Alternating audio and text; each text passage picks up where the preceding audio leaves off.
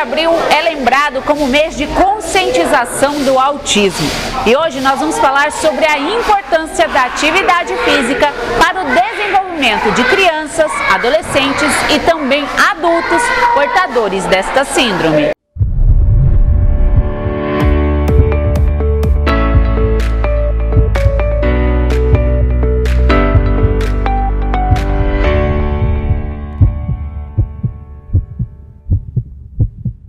E para falar sobre esse tema hoje, o nosso convidado é o educador físico, psicomotricista Leonardo, mais conhecido como Tio Léo, né, Leonardo?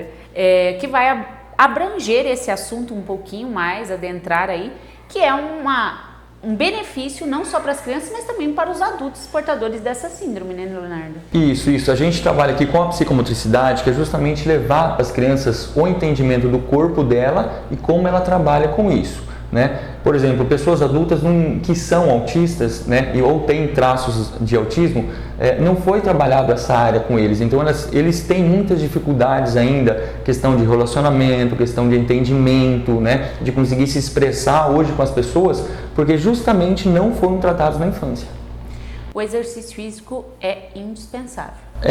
Hoje estudos e mais estudos comprovam que a atividade física, né, ajuda muito no desenvolvimento da criança. E aí entra o autismo também, principalmente na questão do reconhecimento do corpo, que eu, igual comentei, é a parte principal, né, que vai ajudar o desenvolvimento da criança com o mundo ao seu redor, né? Se eu não sei o que meu braço, o que minha perna faz, né? Como é que eu vou desenvolver? Como é que eu vou pedir, o professor vai pedir chuta a bola? Ele não sabe, né? Aí não tem esse convívio social, não tem esse olho no olho que às vezes as pessoas, né, os autistas não têm, justamente por isso, por não entender esse mundo. Se ele não entende o mundo, por que ele vai ficar olhando para o seu olho? Para que ele vai pedir, presta atenção aqui, olha para... Ele não vai olhar, ele não entende. Então, ele entendendo o seu corpo, ele consegue transmitir para aquilo que está ao seu redor, né? Ele consegue ajudar esse desenvolvimento. Isso é recente? Não. É aquela questão, né? Esses estudos, já desde de muitas décadas atrás, né, já vem se falando. Só que antigamente era como se fosse uma pessoa louca, tinha que colocar, né, separado da sociedade, que poderia transmitir, talvez. Tem vários estudos, casos, na verdade, no passado, que falam disso, né? Que infelizmente a pessoa ela não era entendida ainda, não sabia o que era o autismo. Então, simplesmente dopavam de remédio e falavam, seu filho não vai poder mais ser nada na vida, né? E aí dava o remédio e ficava por isso mesmo. Aí, obviamente, a ciência foi evoluindo, né?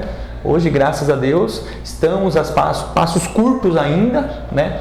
Ainda mais aqui no Brasil, né, que a gente precisa evoluir mais nessa questão, mas, graças a Deus, estamos indo. A síndrome, ela é hoje reconhecida como TEA, né? TEA, transtorno, né? Um transtorno do espectro autista, né? Sempre eles fazem uma atualização das doenças, né, do CID. E esse CID é mundial, né? Como se fosse um código de barras para a doença, né? E eles atualizaram agora, né? Aqui no Brasil, já foi atualizado há 3 anos atrás, mas aqui no Brasil chegou esse ano, está valendo a partir desse ano, né? E saiu algumas coisas, né? Entrou alguns sintomas, saiu outros, né? Como se fosse uma atualização das doenças. Você comentou do passado como era tratado e o autismo, o TEA, a pessoa portadora dessa síndrome, não é uma regra, não é uma receita que todo mundo vai ter o mesmo sintoma. Às vezes a criança pode sofrer de hiperativismo, né, ser hiperativa, ou ela pode ser quietinha até demais, né? O principal dos pais é achar que todo mundo é igual, né? Às vezes, minha criança é autismo, então ela vai se bater, vai puxar cabelo, vai gritar, vai... Não vai, né? Cada criança tem que ter uma reação diferente. E é isso que os pais às vezes não aceitam, até mesmo por às vezes ter um filho, abre aspas, normal e ter uma criança com deficiência. Tem que falar, autismo é uma deficiência, né? E isso impede um pouquinho essa questão de diálogo entre pai e mãe, aceitação do que é, como é que eu trato, como é que eu não trato. Eu tratei meu filho assim, eu vou tratar o outro assim. Mas o outro não vai ter como, não tem como você tratar o mesmo, tá? Porque o mundo dele é diferente. Então, não é colocar o autista dentro do seu mundo, é a gente entrar no mundo deles e adaptar ele para viver em sociedade, para viver em família, para ter um convívio melhor com os pais, para não ficar só gritando, pulando, porque a maioria acha que o autismo é isso. né? Grita, pula, escancara, puxa cabelo na escola, grita na escola, mas eles não sabem o porquê. Por que faz isso? Né? E aí, infelizmente, ainda falta um pouquinho de empenho a nível nacional, né? Para a gente desenvolver mais os coordenadores, professores de escolas para ajudar nessa questão. A sua própria formação não seria um desenvolvimento para um melhor atendimento dessas crianças? A psicomotricidade está vindo nessa área também das crianças com autismo para justamente poder auxiliar, poder ajudar no desenvolvimento deles, né? Mas aí é o que a gente comenta, não é um profissional que vai mudar uma criança, é principalmente pais, né, os profissionais e a escola. E aí, se essa criança tornar um adulto, o serviço também, né? Querendo ou não, a pessoa tem que entender que é um autista, como é que eu vou trabalhar com ele, né? A partir de quando ela ficar adulta. Então ele pode trabalhar, ele pode ganhar o seu dinheiro, ele pode fazer o que ele quiser. Mas aí, lógico, o proprietário da empresa tem que saber que ela está contratando um autista. O que ele vai ter, o que ele não vai ter, até onde eu posso chegar, né? E falta muito esse entendimento. Um bom passo para esse avanço é o que você realiza aqui, que é esse autoconhecimento da criança, também dos adultos, como você disse que aqui você atende adultos, para que elas possam se desenvolver cada vez mais. Isso. A gente tem, por exemplo, vou dar um exemplo para você, a gente tem crianças aqui que entravam em escolas e ficavam saindo da sala de aula. Saindo, gritando, batendo, né? E aí é óbvio, aí aquilo que eu comentei, né? Os professores, né, ainda não estão adaptados com isso.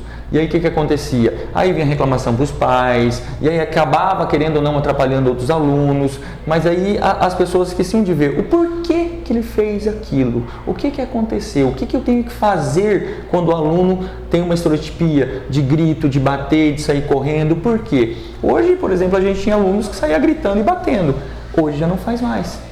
Né? Hoje ele vem trazer a tarefa da escola e fala: olha, tio Léo, eu consegui fazer, que maravilha. Eles vêm trazer, preferem entregar para nós do que às vezes até para o pai. Por quê? Aquela questão do incentivo, do positivismo, né? Não pegar, por exemplo, a criança errou, eu vou sobrecarregar ela, por que você fez isso? Tudo tem um antecedente. Por que a criança está gritando, por exemplo, na sala de aula? Tem um porquê. Né? Tudo você tem que ver essa questão do que está acontecendo antes para ela gritar e aí ser tratado ali.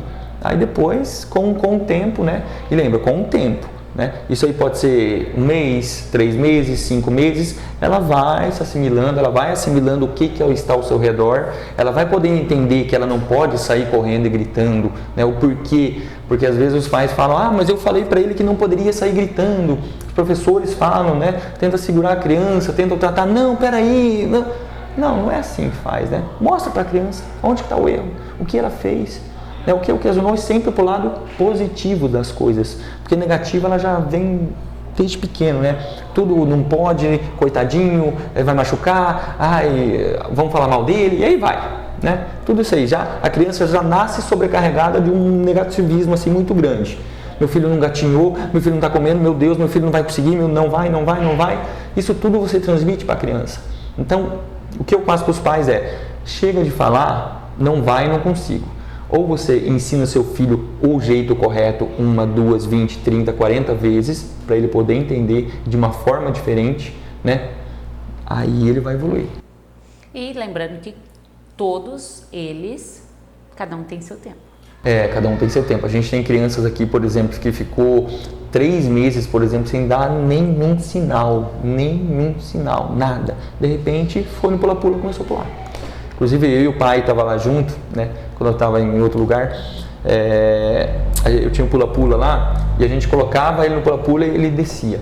Ele baixava, ficava sentado lá, molão, né? Aí de um dia para o outro a gente estava lá, aí o pai estava junto comigo fazendo e de repente ele começou a pular. Nossa, a emoção foi... E foi assim, do nada. Esse foi 3 meses. Então assim, cada um tem seu tempo. E o principal é assim, não esperar uma resposta agora. Porque esse é o principal erro dos pais. Eles querem fazer e querem que a resposta seja agora ou amanhã. Né? Isso aí pode ser que demore. A criança está analisando ainda, está processando. Né? Ela vai ver se você vai fazer aquilo lá de novo para ela, para incentivar, né? Não só para cobrar. A partir do momento que você tira a atenção da criança não pega aqui, deixa isso aqui. Em vez de falar para a criança, coloca assim, será que você consegue? Eu dei um objetivo para a criança, eu fiz ela pegar o mesmo, ela não jogou e fiz ela encaixar um em cima do outro. Pronto, em vez de falar não pega, não joga, Dá um desafio para a criança, daquilo lá, dá um desafio. Porque, igual eu comentei, de coisas negativas eles já estão muito sobrecarregados. Então coloca um positivo. Você encaixou. Foi do jeito que eu queria? Não foi, mas eu estou lá incentivando meu filho. É isso que vai fazer o seu filho evoluir. Não é questão de se ele tem que colocar todos aqui. Não, tem duas aqui. Isso aqui tudo é para colocar uma pirâmide. Eu coloquei uma peça, acabou. Foi a melhor coisa que seu filho fez no mundo. É isso que você tem que transmitir para ele, uma segurança. Ele tendo segurança, ele vai pegar e vai fazer de novo, e de novo, e de novo, e de novo. Né? Isso a médio, a longo prazo. E é isso aí que ele vai poder entender o que está ao seu redor. Entender o movimento da mão, entender que se ele encaixar essas pecinhas, né, isso aí vai ser maravilhoso para ele, para o pai, todo mundo ficou feliz. É isso que você tem que transmitir para o seu filho. Segurança construtiva. Isso, dá uma segurança para ele, porque às vezes ele acha que isso aqui, por exemplo, é para ficar de cabeça para baixo. Tem que aparecer as cores para a gente usar ali. Não, isso aqui é para ele acha que é isso aqui. Porque a gente costuma falar assim, o autista ele pensa tudo de uma maneira diferente. Né? Tudo de uma maneira diferente. Então o que você tem que ver? Interpretar o que ele está sentindo, né? Transmitindo, trabalhar em cima daquilo. Então eu posso colocar as pecinhas aqui, mesmo elas não sendo, por exemplo, do jeito correto, eu posso colocar elas aqui assim. O correto era assim, tem que ser assim, ó. Tem que ser assim, mas não, eu vou fazer a criança colocar, encaixar ela aqui assim, ó, pronto, maravilhoso, ela vai se sentir útil, ela vai entender o movimento que está fazendo, depois, uma hora para outra, ela vê que está colocando para cima. É simples, só que assim, o entendimento de nós, seres humanos, com aquela questão de que tem que ser feito correto, né? Tem que ser feito do nosso jeito, porque eu aprendi assim com a minha mãe, com a minha avó, ou na escola, no vídeo, tem isso. Não, faz a criança fazer. Fazer, incentiva, depois corrige. Leonardo, das atividades que você hoje trabalha com essas crianças portadoras dessa situação, né, dessa síndrome, quais são as principais? Olha, hoje o que a gente mais coloca a maioria das crianças não tem a noção espacial. Então, se eles sobem em cima de um degrau, de uma escada, né, do pula-pula, inclusive, que querendo ou não é alto, é instável, ela sente medo. A maioria das crianças, quando chega aqui, não consegue às vezes subir um degrau, pular do jeito correto, eles colocam uma perninha só em vez de pular com as duas, né? Eles não conseguem se segurar, eles não têm aquela confiança no seu corpo. A maioria das atividades que a gente coloca é para levantar as crianças, subir em cima de degraus, pular, saltar da cambalhota. É aquilo que a gente fazia quando era pequeno em cima de uma árvore, né? É o que a gente subia lá e pulava, né? Então é o que está faltando para essas crianças. De início a gente faz ela entender o corpo dela e que ela consegue fazer aquilo, ela consegue pular, né? O que eu vou estar trabalhando se eu pular? Quais os membros que eu estou colocando no chão, que eu vou segurar, que eu vou arremessar, entendeu? Se ela tem esse entendimento, o desenvolvimento dela, a calma dela, o entendimento do que está ao seu redor, das peças que não era assim, é assim, vai melhorar em muito. Os pais te dão feedbacks do retorno das crianças após iniciar a atividade física no comportamento e tato social? A gente conversa muito com os pais, né? A gente, lógico, recebe vídeos, áudio, às vezes mãe chorando, que maravilha, mas a gente sempre conversa com os pais. Você está fazendo aquilo lá que a gente conversou, que a gente pediu, porque esse, vamos colocar, é o mais difícil. O mais difícil os pais entenderem que não é para ser daquele jeito. Mas só hoje. Não existe o só hoje, né? Principalmente questão alimentar das crianças, né? Esse é que a gente tem mais dificuldades, fazer com que eles entendam aquilo lá.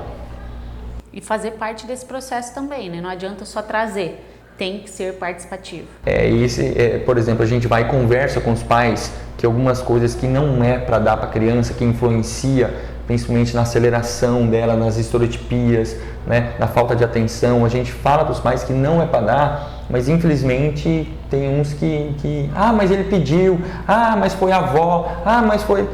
É complicado. Até os pais entenderem, né, que alguns alimentos influenciam muito no comportamento desse tipo de criança, principalmente autistas e TDAH, né? Quando eles entenderem isso aí, eles vão fazer os filhos desenvolver melhor. Dos cases que você já tem aqui de algum tempo, isso também influencia no aprendizado escolar dessas crianças? Com certeza. Igual comentei, a sociedade em si, a nível de país, ainda não está preparada. Daí o que a gente faz? A gente, por exemplo, teve crianças aqui que aprendeu a ler, a escrever com a gente, porque já estava na escola 3, 4, 5, 6 anos e não conseguem desenvolver, porque a escola quer colocar daquele jeito comum. Que é para todos. Que é para todos, que isso aí já vem lá de cima, né? Ó, tem que fazer isso. Ok, mas aí aquela questão do entendimento. E se eu tentar de outro jeito? E se eu falar para ele que não precisa ser um número, pode ser só um risco? Né? Ele não querer, não quero. A gente chega aqui com crianças que não querem nem pegar uma caneta. Quando você fala que é número ou letra, meu Deus do céu, eles não querem porque eles já estão traumatizados, porque você tem que fazer, você tem que fazer, você tem que fazer. Né? Então, pulando etapas. Né? Por exemplo, a gente tem crianças que chega aqui que não está na idade de pegar uma caneta e escrever. Só que, infelizmente, igual eu comentei, escola, sociedade, pais querem que a criança escreva. No tempo dos outros. No tempo dos outros. No tempo comum. Tempo comum mesmo da criança. Dos outros colegas, dos outros crianças, dos outros filhos. Mas na teoria, a gente tem idade para escrever. Tem uma idade que é para ser trabalhado uma certa função na criança. E a escrita é a última. E eles estão pulando e trazendo essa escrita, tem que ser já nos... eu tenho um filho de 3, 4 anos que já escreve. Eu tenho um filho que já... Entendeu? Tem outras coisas que estão atrapalhando, esses traços estão atrapalhando o desenvolvimento das crianças. Né? Tem uma pirâmide que você tem que ser seguido. Né? A última delas seria a escrita. Então, por que não trabalhar massinha, fazer ela modelar, pegar um pincel só, fazer ela seguir uma linha, não precisa escrever, não precisa fazer nada. Né? Pega a mão da criança, faz ela pegar uma tinta, esfregar com tudo, né? Na parede, no chão. Né? Cuidado, não vamos fazer... Né? Para quê? Para ela desenvolver, para ela aprender a mexer com o seu corpo. Ela vai aprendendo a mexer com os braços, mão e depois os dedos, para ficar mais fácil. A maioria, hoje, você joga uma bola, ela no tempo de reação dela, você não consegue bater. Então, se ela não consegue bater, como é que ela vai? E aí você fica pressionando a criança para ela poder fazer isso aqui, né? O que vai acontecer? Ela vai se sentir pressionada. Pressionada, né? Aí vai querer brigar, jogar as coisas no chão, e aí vai. E aí por aí vai. Então... Depois do diagnóstico, Léo, paciência e dedicação seriam 2 palavras imprescindíveis? É como se fosse uma balança, né? A vida está aqui, a vida está aqui. Quando recebe o diagnóstico, quando o pai suspeita, começa a dar um balanço lá, um desequilíbrio total. Total. E é o que a gente fala para os pais. Vai mudar alguma coisa? Não vai. É seu filho, veio de você, a culpa é de vocês. Ponto. Agora, vira a página e vamos cuidar em cima daquilo ali, né? Por exemplo, não querer dar as coisas para as crianças. Tudo meu filho é coitadinho, eu vou dar coisas para elas. Não, ela tem que aprender igual a gente aprendeu, com a vida, né? A vida vai me dar as coisas. Então, é que a gente fala, são detalhezinhos tão pequenos que às vezes o pai não tem essa visão. Mas eu só dei uma bolachinha ou só dei um brinquedo. Mas toda vez que você dá um brinquedo. Aí quando vê a criança tem um monte de brinquedo lá, que função que ela vai ter? Que função que ela vai ter que experimentar? Quebrou meu brinquedo. Então, o que eu vou ter que fazer? Eu vou ter que trabalhar, pensar uma nova função para aquele meu brinquedo. Igual a gente fazia antigamente, né? Quebrou a rodinha, a gente inventava qualquer outra coisa lá para fazer aquele brinquedinho funcionar. Então, dê função para aquilo lá, não é porque quebrou que, né? E aí que tá, quantidade. Às vezes, esse aqui quebrou, pega outro, esse quebrou, pega outro, esse quebrou, pega outra. Ele está pensando em alguma coisa? Não pensa em nada. Só pensa em colocar os carrinhos um ao redor do outro e pronto. Né? Não tem uma função da criança. Leonardo, todas as doenças e problemas de saúde, hoje em dia fala-se muito sobre diagnóstico precoce, né, na melhor solução e no caso, desenvolvimento para aquela pessoa, para aquela criança. Nesse caso, é importante também?